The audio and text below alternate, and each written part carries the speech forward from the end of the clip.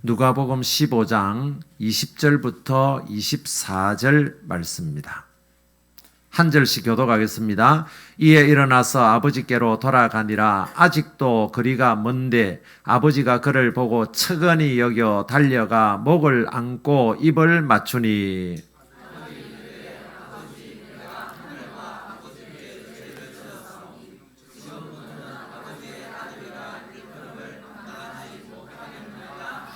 아버지는 종들에게 이르되 제일 좋은 옷을 내어다가 입히고 손에 가락지를 끼우고 발에 신을 신기라.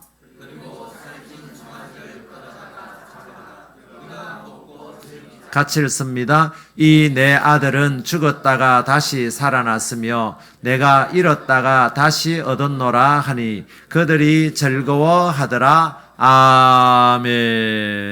할렐루야. 네, 우리 앞뒤로 좌우로 이렇게 한번 인사했으면 좋겠습니다. 하나님 아버지와 부모님께 감사합시다. 한번 인사하시죠. 하나님 아버지와 부모님께 감사합시다. 하나님 아버지와 부모님께 감사하는 어버이 주일 되어지기를 소원합니다. 오늘 본문 읽었던 본문은 중간 간단하게 읽었습니다만은 우리가 잘 알고 있는 탕자의 비유라는 그런 내용입니다. 우리는 참 하나님 앞에 늘 그런 말을 합니다. 우리는 인본주의가 아니라 신본주의로 살아야 한다. 늘 그렇게 말하면서도 우리의 삶의 적용은 신본주의보다는 인본주의, 하나님 중심보다는 사람 중심으로 모든 것을 해석하고 이해하고 판단할 때가 사실은 많습니다. 그게 바로 죄인된 우리의 모습인데 미국의 팀 켈러라는 목사님이 이 본문을 가지고 탕부 하나님이라 하는 책을 썼습니다. 탕부 하나님. 지금 우리는 탕자의 비유, 탕자의 초점을 두고 탕자의 중심을 두고 있는데 팀 켈러 목사님은 이 본문을 탕부 하나님, 하나님께 집중을 하고 하나님 중심으로 이 본문을 해석했습니다. 이로 인하여서 이 본문의 주인공은 아들이 아니라 아버지라는 사실을 알게 됩니다. 이 탕자라고 하는 탕부라고 하는 이 탕자가 한자어로는요, 썰어 없앨 탕입니다. 썰어 없애버린다. 썰어 없애버릴 탕. 한자가 중요한 거 아니죠. 원어가 더 중요하겠죠. 헬라어 아스토스라는 단어, 방탕하다라는 아소토스라는 단어는 무절제하게 낭비하다라는 뜻입니다. 무절제하게 낭비하다. 탕자는 시간과 재물을 무절제하게 낭비함으로 탕자가 되었으면 탕부 하나님, 이 팀 켈러 목사님이 명명한 탕부 하나님이라고 할 때 그 탕부, 하나님에 대한 탕부라고 하는 것은 사랑과 자비를 무절제하게 허비하고 낭비하신 하나님, 이런 뜻입니다. 우리는 탕자의 어떤 모습에서도 굉장히 모범론적이고 교훈을 많이 얻을 수 있습니다. 하나님 앞으로 돌아와 회개함으로 아들의 지위를 회복했다. 굉장히 은혜롭고 좋은 해석입니다. 그러나 앞에서도 말씀드렸다시피 우리는 인본주의보다는 신본주의, 인간 중심보다는 하나님 중심의 해석을 한다면 팀 켈러 목사님이 말씀하신 대로 하나님의 탕부 되신 하나님, 그 하나님의 사랑과 은혜에 오늘 어버이 주일을 통해서 감격하고 감동함으로 하나님 아버지, 탕부 하나님 아버지와 또 육신의 부모님, 그리고 위에 있는 모든 사람들에게 정말 하나님께 영광 돌리는 그런 예배, 그런 주일이 되어지기를 주님의 이름으로 축복합니다. 우리는 사실은 우리 속에는 탕자의 모습이 있습니다. 나는 탕자가 아니라 하지만 우리 속에는 탕자의 모습이 있습니다. 오늘 본문에 아버지 밑에 두 아들이 있습니다. 그 두 아들은 중에 특별히 둘째 아들이 뭐라 그럽니까? 우리는 그 아들을 탕자라 그렇게 말합니다. 왜 탕자입니까? 그는 아버지가 아직도 살아있는데도 그는 자기의 상속분을 먼저 달라고 떼를 씁니다. 당시의 관습은 아들이 있으면 장남에게는 2배로 주고 그 나머지 아들에게는 나머지를 주게 됩니다. 그래서 두 아들이 있으니까 큰 아들은 3분의 2를 상속받게 되고 둘째 아들은 3분의 1을 상속받게 됩니다. 그거는 아버지가 돌아가시고 난 이후에 받아야 되는 겁니다. 그런데 오늘날도 마찬가지지만 돌아가실 때 하면은 세금이 너무 많으니까 살아있을 때 주세요. 세금을 핑계대고 다 살아있을 때 달라고 떼를 쓰는 우리 자녀들이 참 많습니다. 이 탕자가 그랬습니다. 자기에게 돌아올 몫을 3분의 1을 지금 살아있는 아버지 앞에서 달라고 합니다. 그리고는 자기가 그것을 받아서 먼 나라로 떠나서 허랑방탕하여 그 모든 재산을 다 허비하는 이런 모습을 보게 됩니다. 14절, 우리 읽지 않았습니다만 14절을 한번 보세요. 재산을 다 낭비하고 다 없앤 후에 그 나라에 크게 흉년이 들어 그가 비로소 궁핍한지라. 재산도 다 잃고 그 땅이 또 흉년이 듭니다. 이 흉년이 들었다라는 말은 언약적 용어입니다. 룻기에 보게 되면 베들레헴에 흉년이 들어서 어떻게 합니까? 엘리멜렉의 가정이 모압으로 이민을 가게 됩니다. 그때의 그 흉년은 단지 비가 오지 않아서 먹을 양식이 없는 그런 의미만 말하는 것이 아니라 하나님이 주신 기근입니다. 이미 언약적 심판입니다. 하나님 앞에 바로 서지 못하고 우상숭배하고 하나님을 떠나면 하나님은 그곳에 흉년을 내리십니다.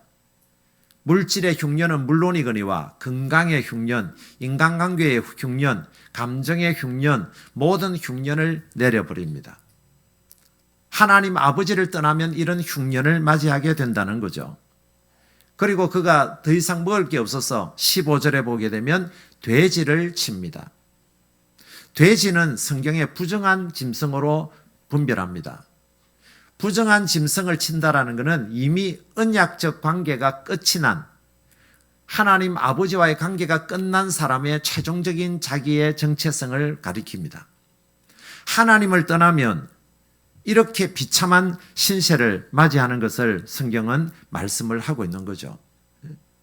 오늘 우리가 하나님 아버지로부터 그렇게 참 귀한 은혜를 받고도 우리는 그 은혜에 감사하기는커녕 우리가 부모님으로부터 그런 은혜를 받고도 그 은혜에 대해서 감사하기는커녕 우리는 부모님에게 제대로 효도하지 못하고 부모님을 제대로 공경하지 못하고 감사하지 못하는 것 같습니다. 그래서 우리 속담에는 내리사랑은 있어도 치사랑은 없다. 부모님이 자녀에 대한 사랑은 있어도 자녀가 부모를 사랑하는 치사랑은 없다. 한 부모가 10아들을 다스리고 그들을 복양해도 10아들은 한 부모를 복양하지 못한다. 그런 말이 있습니다. 부모는요, 자식이 10명이라도 10명을 다 돌봅니다. 자기 막 생명을 바쳐서 자기의 모든 것들을 다 바쳐서 자녀를 보호하고 돌봅니다. 그러나 10명의 아들이 있어도 한 부모를 복양하지 못하는 게 그게 오늘 우리의 모습이고 또 우리가 하나님 아버지에 대한 그런 모습이 아닌가 그런 생각을 하게 됩니다. 그런데 이런 말을 하면 아니요 목사님 저는 그런 탕자 아닙니다. 저는 하나님을 떠난 적이 없어요. 저는 모태신앙이라서 태어날 때부터 어머니 태 속에서부터 하나님을 섬겼고 하나님 태어나고 나서 지금까지 한 번도 교회를 떠나본 적이 없습니다. 그런데 오늘 이 탕자의 비유에 보면 놀라운 반전이 있습니다. 우리가 흔히 탕자라 그러면 둘째 아들만 탕자라고 그랬는데 충격적인 반전은 뭐냐면 그 첫째 아들도 여전히 탕자라는 사실입니다. 우리는 첫째 아들은요, 아버지를 떠난 적이 없어요. 아버지를 떠난 적이 없고 늘 아버지 집에 있었습니다. 그런데 몸은 집에 있었지만 이미 마음은 아버지를 떠난 거예요. 이래서 첫째 아들도 뭐라고요? 첫째 아들도 또 다른 탕자였다라는 겁니다. 오늘 우리가 성경을 읽고 우리가 설교를 듣습니다마는 아유 목사님 저는 탕자 아닙니다. 그렇게 생각하는 분도 있습니다. 저는 어릴 때부터 주일학교부터 열심히 교회도 다니고 예배는 뭐 한 번도 빠진 적이 없습니다. 교회에서 얼마나 열심히 봉사했는지 모릅니다. 그 사람이 누구냐면 첫째 아들입니다. 첫째 아들은 아직도 한 번도 아버지를 떠난 적이 없어요. 근데 그 첫째 아들이 밭에서 일을 하다가 돌아오는데 갑자기 집에서 막 잔치 소리가 들립니다. 풍악이 울리고 있습니다. 이게 무슨 소리냐 종에게 물어봅니다. 종이 그러는데 당신의 동생이 밖에 나가서 허랑방탕하다가 다 낭비하고 노숙자가 되어가지고 집으로 돌아왔는데 아버지가 송아지를 잡아서 지금 잔치를 벌이는 소리입니다. 그 소리를 듣습니다. 그렇게 했더니 이 큰아들이 어떻게 합니까? 큰아들이 28절을 한번 보세요. 28절에 보면 그가 노하여 들어가고자 하지 아니하거늘. 그가 뭐 하다고요? 노하여. 누구에게 노하는 겁니까? 아버지에게 노하는 것입니다. 그렇게 착실하게 신앙인의 모습을 가지고 교회 안에서 얼마나 열심히 착실하게 신앙생활을 잘했는지 모릅니다. 한 번도 주의를 어긴 적이 없어요. 근데 그런 아들이 하나님 아버지 앞에 뭐 한다고요? 분노하고 화를 내고 있다는 거예요. 기가 막힐 노릇입니다. 그리고 어떻게 해요? 들어가고자 아니한다. 집에 들어가지 아니하면 뭡니까? 집을 떠난 아들이고, 집을 떠난 아들이면 누굽니까? 그가 또 다른 탕자라는 것입니다. 큰아들도 탕자예요. 한 번도 주일 예배에 빠진 적이 없고 그렇게 열심히 신앙생활을 한다고 했지만 바깥으로 볼 때는 굉장히 착실해 보였지만 마음은 이미 아버지에게서 떠나 있는 겁니다. 그는 아버지와의 관계를요, 어떤 사랑의 관계가 아니라 거래의 관계로 여긴 거예요. 그래서 이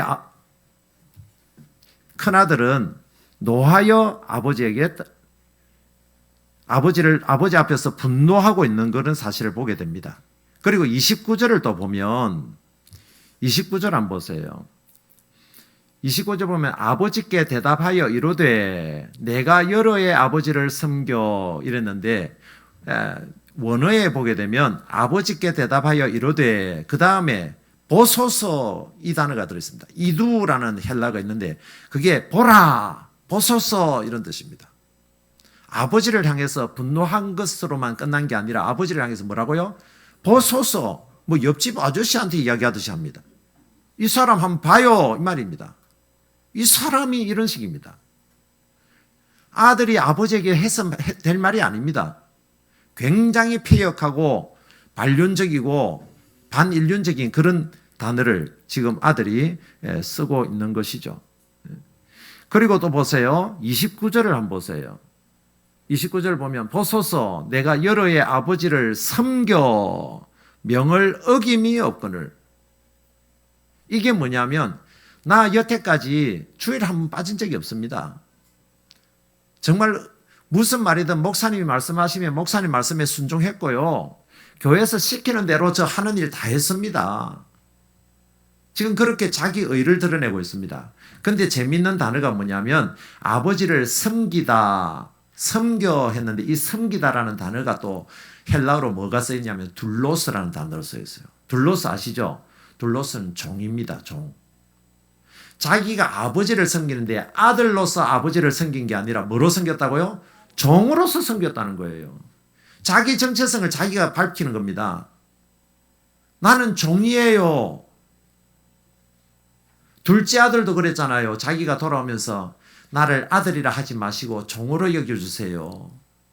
둘째 아들도 아버지를 떠나버리니까 종이라고 생각하고 첫째 아들도 아버지 집안에는 있었고 열심을 다해서 일도 하고 종교 생활은 했지만 그 역시도 아버지 앞에 아들로서 아들의 관계, 아들과 아버지와의 관계가 아니라 종과 주인의 관계로 지금 살고 있었다는 거예요. 여러분은 어떠세요? 여러분은 하나님 아버지와 또 내 육신의 부모님과의 관계가 아버지와 아들 관계입니까? 주인과 종의 관계입니까? 아버지의 재산, 아버지의 상속에만 관심이 많다면 여러분은 종일 것입니다.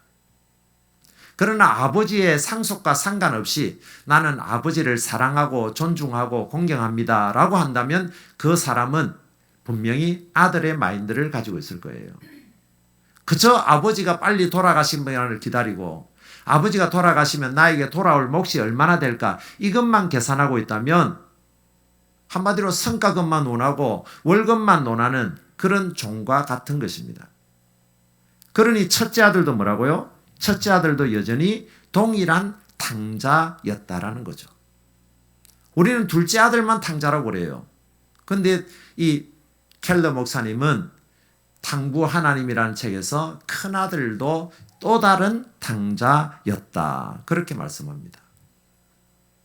하나님을 떠나서 허랑방탕하게 세상 속에서 살아간 사람도 탕자지만 교회 안에 있으면서 열심히 다하고 종교 생활을 한 그런 성도라는 이름을 가진 사람도 또 다른 탕자일 수 있다라는 사실이 우리를 굉장히 놀라게 만듭니다. 그런 두 명의 탕자를 보면서 하나님 아버지는 어떻게 하시는가? 하나님 아버지께서는 그런 두 명의 탕자를 회복시키시는 탕부 하나님으로 우리에게 나타나십니다. 이 탕이 뭐라고요? 무절제하게 낭비하다. 무절제하게 허비하다. 탕부 하나님은 뭘 허비합니까? 사랑과 자비와 용서를 허비합니다. 아들들은 시간과 재물과 마음을 떠나버리지만 그러나 아버지 탕부 하나님은 뭐요? 탕부 하나님은 사랑과 자비와 용서를 무절제하게 낭비해버려요. 그래서 그 하나님을 뭐라고요? 탕부 하나님이라 그렇게 말씀하는 거예요. 여러분 앞에 12절 한번 보세요. 12절 후반절에 보면 내게 돌아올 분깃을 내게 주소서 하는지라 아버지가 그 살림을 각각 나누어 주었더니 그 살림을 각각 나누어 주었더니 여기서 살림이라고 하는 헬라어 비오스라는 단어는요 생명이란 뜻이에요. 생명. 왜 재물이라는 단어도 많아요. 물질이라는 단어도 많아요. 재산이라는 단어도 많아요. 근데 왜 이 누가는 왜 아버지가 살림을 나누어 주는데 그 살림이라는 단어를 비오스라는 단어를 썼을까? 생명이라는 단어를 썼을까? 이거는 지극히 의도적입니다. 결국은 아버지의 재산은 생명과 같은 거예요. 그 생명과 같은 것을 어떻게 해요? 큰아들과 둘째 아들에게 각각에게 그냥 나누어 줍니다. 생명을 찢어서 나눠주는 거예요. 그게 바로 예수 그리스도의 사랑인 줄로 믿습니다. 자신 성부, 성자, 성령 하나님은 동일하신 하나님이신데 하나님 아버지께서 성자 예수님으로 이 땅에 오셔서 십자가에 찢어지는 그 고통, 그 못을 박히시고 가시 면류관을 쓰시고 피와 또 살을 찢으시는 이런 아픔을 통해서 우리를 지금 먹여주시고 살려주시는 이런 모습을 우리가 보게 되는 거죠. 자신의 생명 같은 살림을 우리에게 나눠줬는데 우리는 여전히 뭐요? 탕자와 같은 삶을 살아가고 있더라 하는 것입니다. 지금 이 둘째 아들이 돌아왔습니다. 둘째 아들이 돌아오니까 20절을 다시 한번 보세요. 20절에 보면 이에 일어나서 아버지께로 돌아가니라.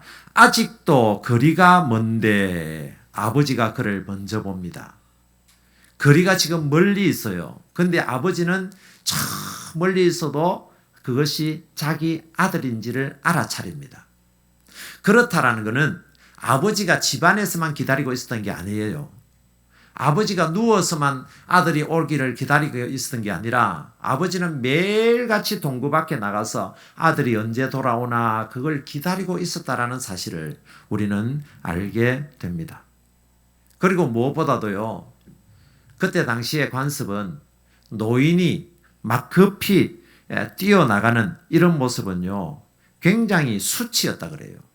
옛날에 우리나라도 선비는 어떻게 합니까? 아무리 더워도 옷을 벗으면 안 됩니다. 아무리 더워도 부채질하면 안 돼요. 아무리 바빠도 뛰면 안 됩니다. 우리 선비들의 모습 아닙니까? 이스라엘의 유대인들도 나이든 노인이 뛰어나가는 것은요, 극도의 수치였대요. 근데 왜 뛰어나갔을까요? 왜 거리가 아직 먼데 그냥 올 때까지 기다리면 될 것을, 걷는 것은 아무리 그래도 아들이 나을 텐데 아들보다도 아버지가 먼저 뛰어나갑니다. 왜 그랬을까요? 물론 간절한 마음에서 뛰어나갈 수 있습니다. 근데 또 하나의 이유가 있어요. 그 아들이 아버지의 재산, 아버지가 돌아가시기도 전에 아버지의 재산을 빼앗다시피 해서 나가서 허랑방탕하여 다 낭비하고 돌아온다는 사실을 만약에 하나 동네 사람들이 안다면, 동네 사람들이 그 탕자를 구약 성경의 율법으로 보면 돌로 쳐서 그를 징계하기 때문에 그렇습니다.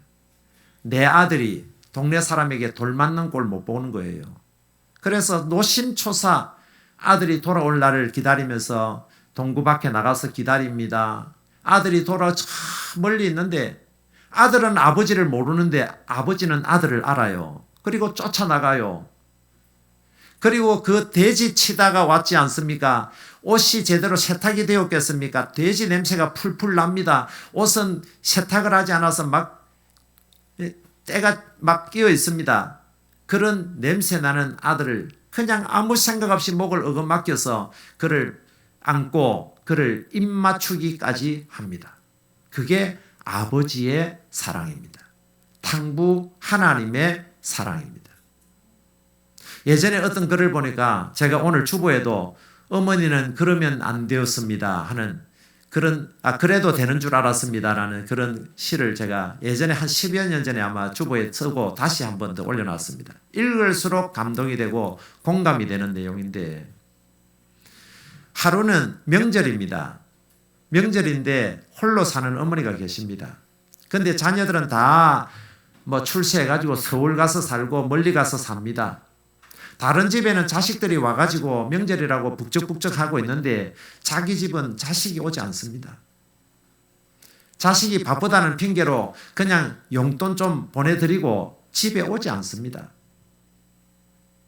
그 어머니가 옆집 사람이 아들 왔다 갔습니까? 왔습니까? 물어보니까 그 어머니가 참 동네 사람들에게 남사스럽고 동네 사람들이 내 아들을 혹이라도 불효자라 여길까 싶어서 밤늦게 왔다가 일이 바빠서 새벽 일찍 갔습니다. 거짓말을 하는 것입니다. 그게 부모의 마음이에요. 우리 자식들에게 동네 사람들이 욕 안 못하도록, 혹이라도 돌팔매지 못하도록, 그래도 부모는 자식을 보호하는 이런 존재가 바로 우리 부모님이고 또 우리 하나님이시더라 하는 것입니다. 28절을 한번 보세요. 28절 보면 그가 노하여 들어가고자 아니하거늘, 그가 누굽니까? 첫째 아들이죠. 둘째 아들만 그런 게 아닙니다. 첫째 아들도 이미 집을 떠났어요. 집 안에 있는 것 같지만 집을 떠난 자예요. 들어가지 아니합니다. 그러니 어떻게 합니까? 아버지가 나와서 권합니다. 첫째 아들에게도 아버지가 나옵니다. 여러분 지금 뭐 하고 있는 중입니까? 둘째 아들 탕자가 돌아와서 지금 송아지를 잡아서 잔치를 벌이고 있는 자리예요.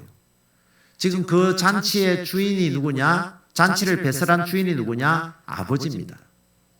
주인이 지금 그 잔치를 떠난다는 것은 있을 수 없는 일이에요. 우리가 가나 혼인 잔치에서도 우리 말씀을 나누지만은 포도주가 떨어지면 그 결혼은 파혼이 됩니다. 결혼 지금 잔치를 벌여놓고 잔치의 그 배설자인 주인이 그 자리를 떠난다는 것은 잔치가 깨어지는 거예요. 그럼에도 불구하고 아버지는 큰아들을 향해서 어떻게 합니까? 그 아버지가 큰아들을 향해서 집을 나갑니다. 그거는 굉장한 신뢰고, 잔치에 사람을 불러놓고 손님을 불러놓고 그 손님들에 대한 굉장한 그런 신뢰의 모습이에요. 절대 가면 안 돼요. 그럼에도 불구하고 또 다른 탕자인 큰아들, 그 큰아들을 아버지가 받아들이기 위해서 친히 그 모든 명예와 그 모든 체면을 다 버리고 무절제하게 버리는 그런 탕부 하나님의 모습을 보게 되죠. 그리고 31절 보세요.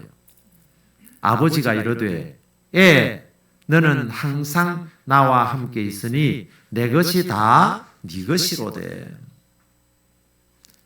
큰아들은 아버지를 향해서 보소서, 이 사람 한번 보세요, 이렇게 표련적이고 반인륜적인 그런 말로 이두라는 단어를 썼는데, 이 아버지는 그 큰아들을 향해서 에야, 헬라어로 테크논, 아주 친밀하게 아이를 부르는 에야, 내 아들아, 이렇게 불러줍니다. 이게 부모 대신 하나님 아버지의 모습이고 오늘 우리의 육신의 부모의 모습인 줄로 믿습니다.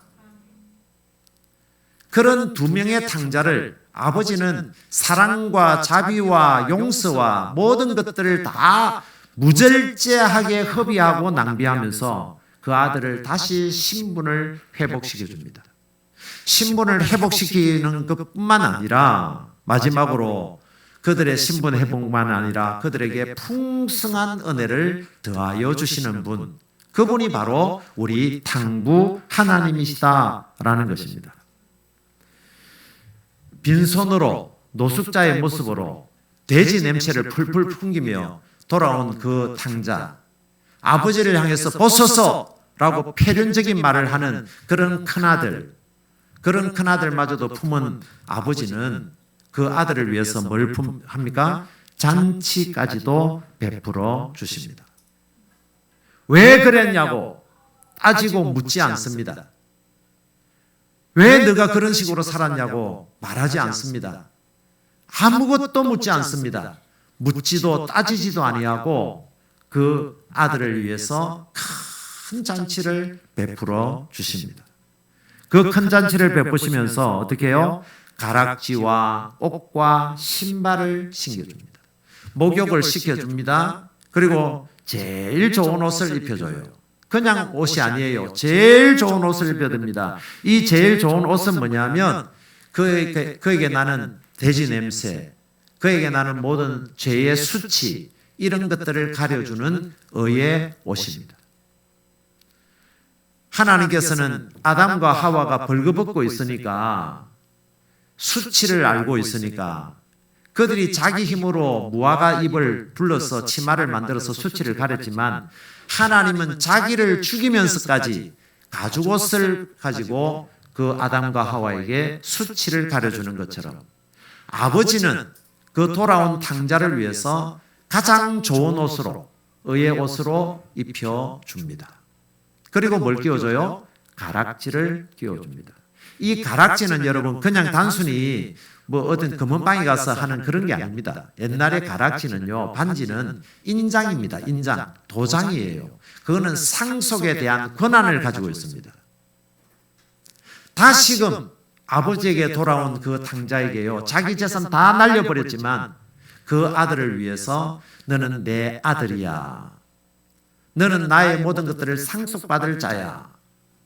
여러분, 육신의 부모는요, 3분의 3에서 3분의 1을 큰아들에게 주고 3분의 1을 작은아들에게 줬으면 자기 거 아무것도 없어요. 근데 하나님 아버지는 어떻습니까? 하나님 아버지는 우리에게 죽어도 남고 풍성한 그런 은혜와 축복이 여전히 있는 줄로 믿습니다. 우리가 돌아오기만 하면 다시 가락지를 끼워줘요. 그 가락지를 가지고 우리는 하나님 나라를 유업으로 받을 수 있게 됩니다. 그리고 그 아들에게 뭘 신겨줘요? 신발을 신겨줍니다. 신발은 종이 신는 게 아니에요. 아들만이 신는 거예요. 너는 이제 더 이상 나에게 종이 아니라 아들이야. 돼지치는 사람에게조차도 종이었던 이 아들이 이제는 어떻게 됩니까? 풍성한 아버지의 집에 종이 아니라 아들의 신분으로 그렇게 회복되고, 그리고 더 풍성한 그런 은혜를 누리는 모습을 보게 됩니다. 여러분, 첫째 아들은 그러면 어떻습니까? 첫째 아들은 그러면 나는 뭡니까? 지금 첫째 아들이 지금 화를 내는 이유가 그거 아닙니까? 아니 내 동생은 아버지 재산 다 받아가 날려버리고 돌아왔는데 또 가락지를 끼워주고 또 신발을 신겨줍니까? 살찐 송아지를 잡아 잔치합니까? 나를 위하여 염소 새끼 한 마리라도 잡아준 적이 있습니까? 화를 내고 분노합니다. 근데 큰아들은 뭘 받았습니까? 내 것이 다 너의 것이다. 이미 큰아들은 2배를 받은 거예요. 이미 동생보다도 갑절로 받은 거예요. 그럼에도 불구하고 동생과 동일한 비교를 합니다. 예를 들어서 3분의 1씩만 받았다면 그럴 수 있겠죠. 똑같이 3분의 1을 받았는데 동생이 다 날려버리고 돌아왔는데 또 그렇게 해주면 좀 그럴 수 있겠죠. 근데 큰아들은 뭐요? 이미 몇 배를 받아요? 2배를 받은 거예요. 그런데도 불구하고 비교를 합니다. 여러분 아마 여러분 중에 그런 생각을 해본 사람이 있을 겁니다. 모태신앙들이 특히 그런데 모태신앙들이요 한 번씩 누구를 갖다가 자꾸 그리워하고 부러워하느냐면 중간에서 세상에서 놀 대로 놀고 즐길 대로 즐기고 온갖 세상의 것들 다 즐기고 교회 돌아와서 탁 신앙생활 하는 사람 보면 한편으로 부러워가지고 나도 한번 나갔다 올까? 나갔다 온 사람이 또 은혜를 받는 것 같아요. 둘째 아들이 탕자가 은혜도 받고 죄를 짓고 돌아왔는데도 막 잔치를 벌여주고 새가족이 왔다고 막 목사님이 맨날 새가족만 붙어갖고 이래 있으니까 기존 성도들은 목사님은 기존 성도들에는 관심이 없나? 잡은 물고기는 미끼를 안 주나? 이런 생각을 합니다. 그런데 여러분 이번 기회를 통해서 잘 생각했으면 좋겠어요.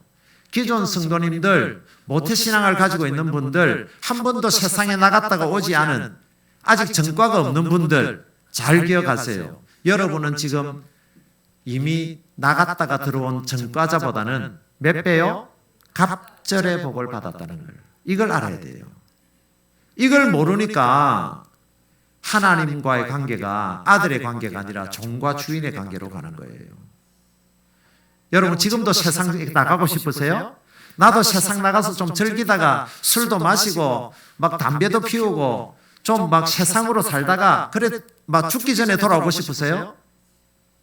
그러면 3분의 1밖에 못 받는 거예요. 그런데 우리는 이미 어떻게 해요? 그렇지 않은 사람은 우리는 그들보다 갑절의 은혜를 받은 줄로 믿습니다. 그걸 알아야 된다는 거예요. 그걸 모르니까 자꾸만 어떻게 해요?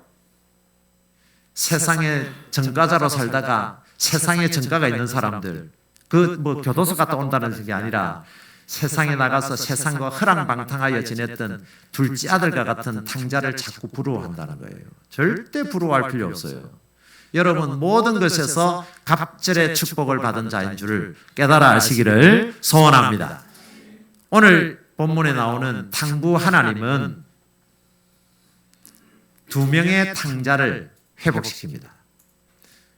우리가 오늘 어버이 주일을 맞이해서 우리는 과연 그 2명의 탕자의 하나에 속해 있을지 모릅니다. 아버지를 무시하고 교회를 떠나고 아버지를 떠나고 세상에 나가서 허랑방탕하게 사는 사람도 있을 수 있고 오늘 이 자리에 있는 여러분들은 한 가지 어떤 확률이 있다면 첫째 아들의 확률이 있을 수 있습니다. 나는 그래도 어릴 때부터 교회 한 번 떠난 적이 없어요. 주일 52주 정말 한 번도 빠진 적이 없습니다. 그럼에도 불구하고 여전히 아버지에 대해서 하나님 아버지에 대해서 분이 나고 원망이 되고 또 세상에 나가서 갔다가 돌아온 사람들이 부러워진다면 여러분은 여전히 아들이 아니라 종일 가능성이 있습니다. 자기 의를 가지고 있는 사람, 내가 이만큼 했는데, 내가 교회에 이만큼 봉사했는데, 이만큼 헌금했는데, 이만큼 충성했는데 이런 생각을 가지고 있다면 여전히 아들이 아니라 둘로서 종으로서의 삶을 살아가고 있는지 모릅니다. 여러분 자기 의를 가지고 있는 것도 또 다른 탕자의 모습이라는 사실을 여러분 기억하시고 오늘 이 어버이 주일을 통해서 하나님 아버지와의 그 관계가 회복되어지고 거래 관계가 아니라 사랑의 관계가 회복되어지고 물질로 생각하고 계산하는 그런 사랑이 아니라 정말 무절제하게 허비하는 사랑과 자비와 긍휼을 무절제하게 허비하고 낭비하는 그런 저와 여러분, 그런 귀한 아들들이 되어지기를 주님의 이름으로 축복합니다. 우리 말씀을 생각하면서 찬송가 310장을 부르도록 하겠습니다.